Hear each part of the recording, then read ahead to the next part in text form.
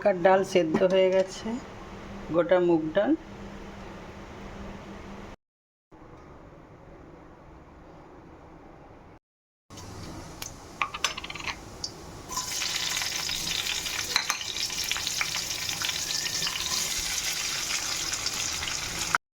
কাঁচা লঙ্কা পেঁয়াজ ভাজা ভাজা হয়ে গেছে,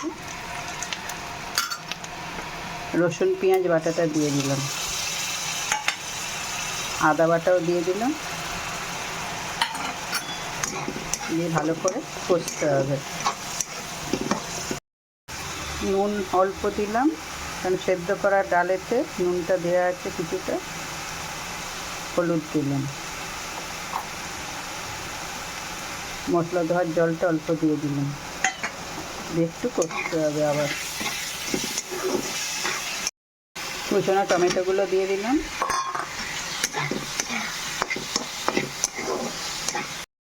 স্বাদ মতো একটু মিষ্টি দিয়ে দিলাম, দিয়ে মশলাটা কষতে হবে।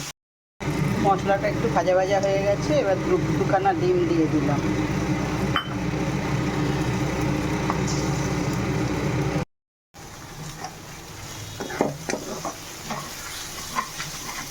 মশলা ও ডিমটা ভালো করে ভেজে নিতে হবে।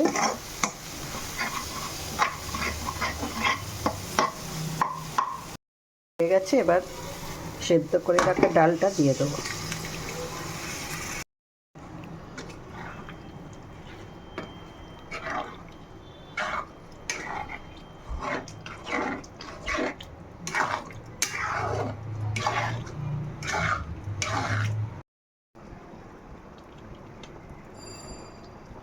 হয়ে গেছে, এবার কাশ্মীরি লঙ্কা গুঁড়ো দিয়ে দিলাম, লাল লঙ্কা,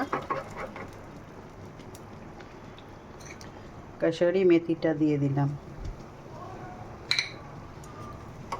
একটু ভাজা হবে।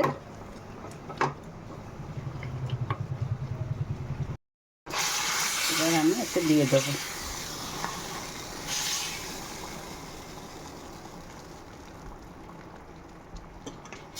তরকা ডালে দিয়ে দিলাম মশলাটা।